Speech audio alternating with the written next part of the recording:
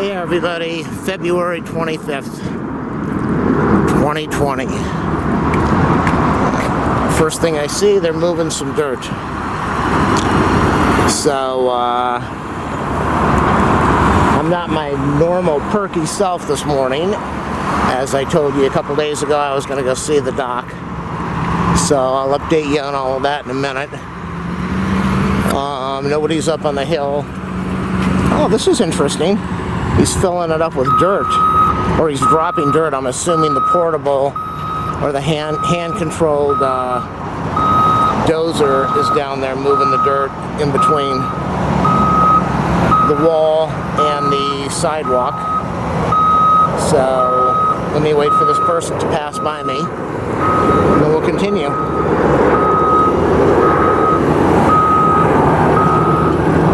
We got one more person heading towards me, a woman, and then when she's gone, we'll continue. I'm still a little nervous wreck over here, so we got the surveyor stuff.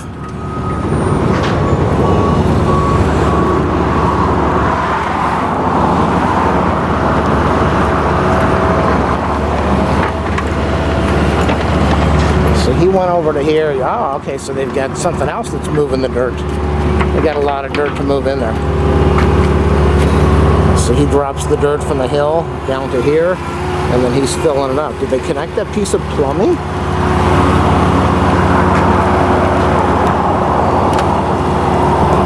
I wonder if, I guess the pipe is covered up. I don't even see it. I wonder if they connected that pipe yesterday. They must have connected the pipe. Because they've got dirt over that fitting. But I don't see where the pipe was connected or where it's coming out of. I don't know.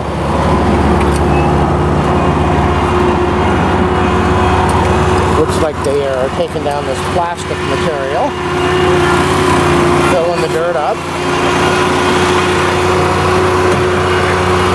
So you got this guy pushing the dirt.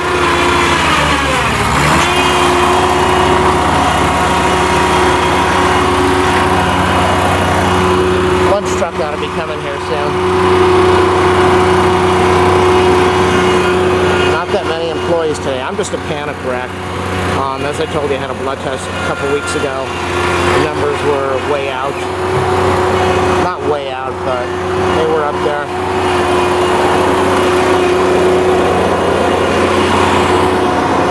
So, these people are waiting for the lunch truck. A little bit of activity up on the roof.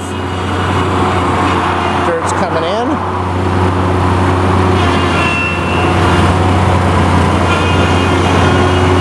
Dirt gets dumped. Don't dump it on his head. Yikes. Fascinating. What is this weird material over here? Is this like a piece of rubber type stuff?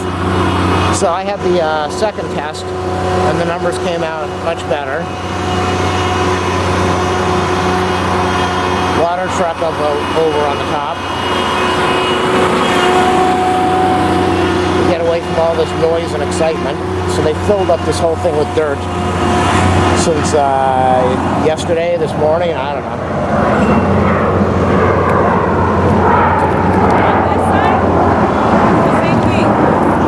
Oh, she's on the little dozer. I didn't know she was a dozer driver.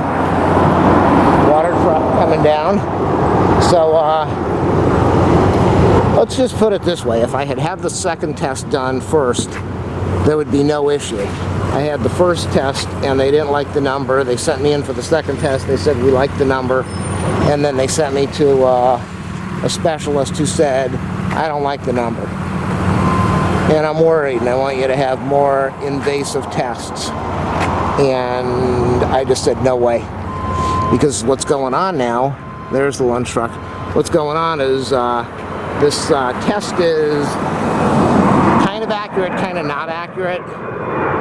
Gives some false positives, some false negatives. People that have the test that it shows they've got elevated numbers end up not having problems. People that don't have elevated numbers end up having problems. So it is a guide, but not 100%, and that's why they want me to go in for the next test. And the next test could show that there's something, and if it shows there's something, they could do early treatment, or they could do treatment that would not be needed because I would die of old age before that ever happened, before there was a problem. So there's a lot of unknowns and what ifs and maybes, and you know, you're playing with your life with whichever way you go.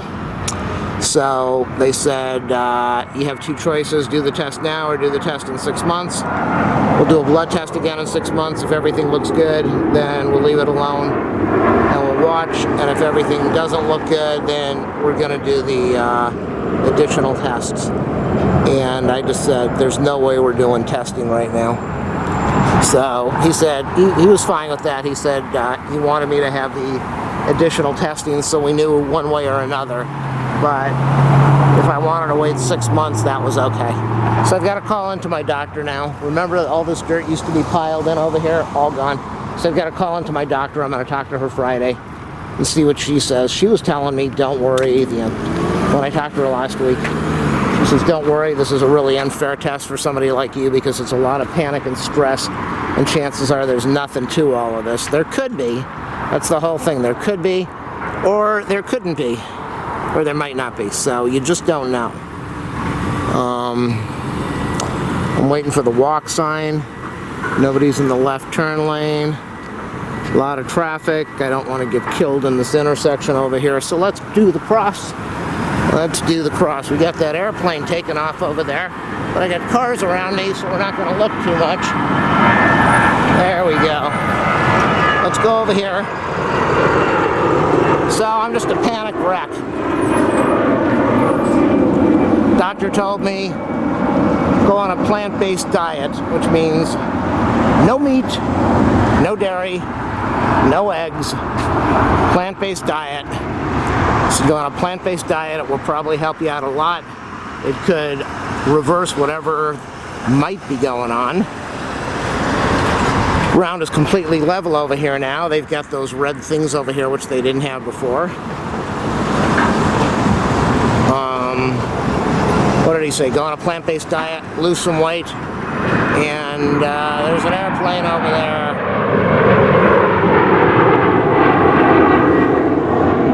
What else did he say?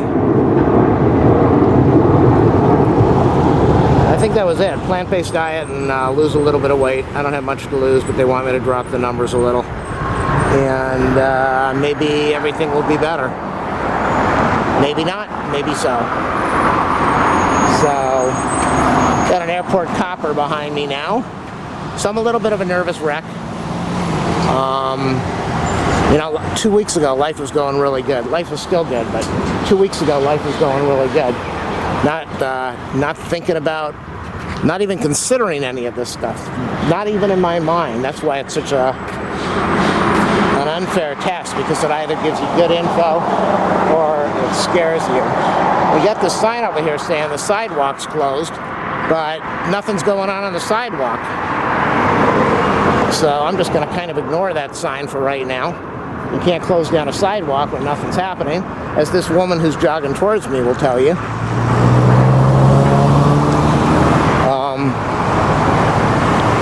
They're obviously going to be doing some work here this morning. We got a forklift over there.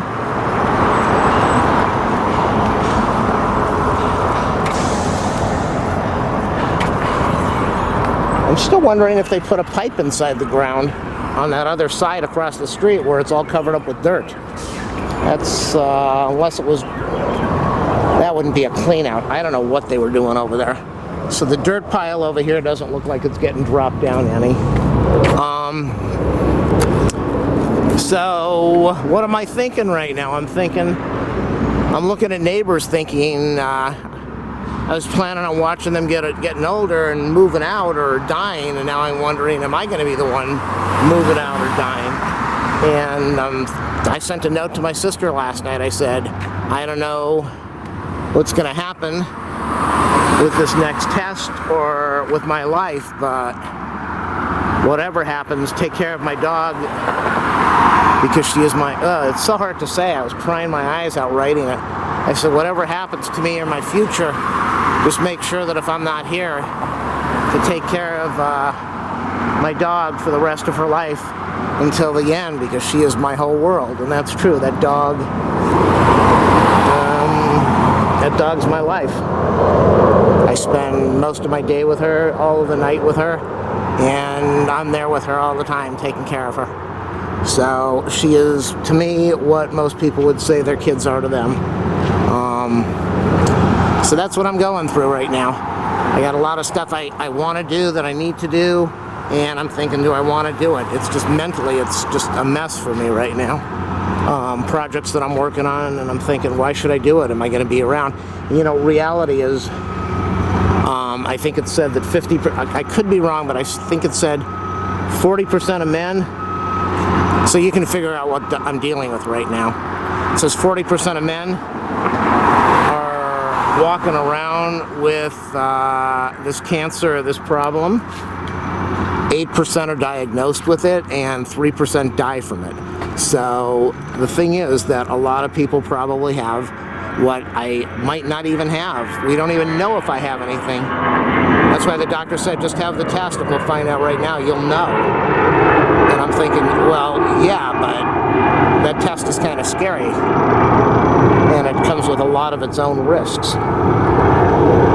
But he's right, you know. And then the thing is, if you know, if things are mild, you probably don't even treat it, because the person is going to die of just regular age before anything else kills them.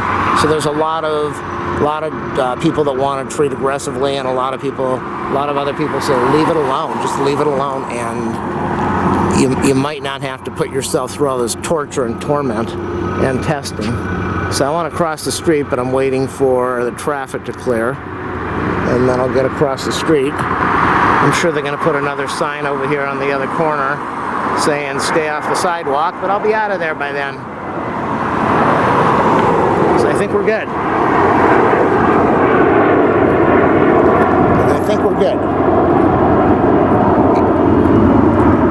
So I definitely will be staying away from the lunch truck, because I cannot, well, I could, but I shouldn't be eating that stuff.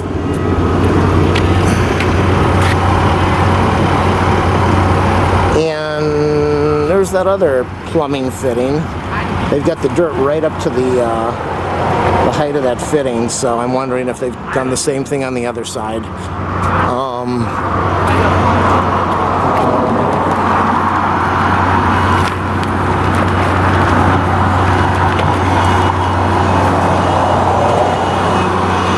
Yeah, so they're filling this whole thing with dirt right now. I don't know what's going to go on these piles that they've got all the way up, if anything. So things are pretty rough for me right now, emotionally, and that's why they say it's also a bad thing, because you cause a massive amount of emotional stress, which could be even more damaging than having not known or done anything. And the thing that just really bothers me, and it could be a good thing, it's a good thing that I have some caution, so I'm going to get myself in better shape. Okay, I'm thinking that roadwork sign over there, that's covering that plumbing fitting, so it isn't covered. I didn't know there were two of them. There's one over there. I think there's one down by the dirt. I never noticed that, or I'm just not aware of it right now. So, that's what's going on with me. With life. Thinking, do I have to start writing down account numbers and where things are, so my family can take care of stuff if I'm not around or if I'm not able to do it. I have to do that for my sister, so she can take care of stuff for my mom if I'm not able to do it. Who's going to take care of the dog? Who's going to take care of me? It's frightening. It's just scary. It's really scary. So I'm going to show you this over here right now. This is a, see that antenna over there? That's a GPS unit. That's a GPS antenna. And this is a surveyor thing, GPS. There's a RJ45 plug on there to connect to a computer, and it looked like a USB port. And that thing goes to the antenna, and there's an airplane. So I guess they're doing a little bit more surveying work over here. That's what's going on with my life right now. Frightening as can be. I am very scared. And dropped down 2 pounds in the last couple days, in the last week. So I'm on a good start. Probably be where I need to be in a very short amount of time. And eating a completely different style right now, hoping that's going to turn things around a little bit. Doing more exercise, and I'm either going to be out here for a while recording for you guys, or I'm going to be dead, one way or the other. Or, again, this might be a big nothing, and even if it is something, life expectancy could be anywhere from 2 to 5 to 10 to 20 years. You just don't know. So, I'm going to post this now, and, hey, life is short. You have no idea what's going to happen at any time. And believe me, when you're dealing with something like this, which I don't know if I'm dealing with anything right now, it's frightening.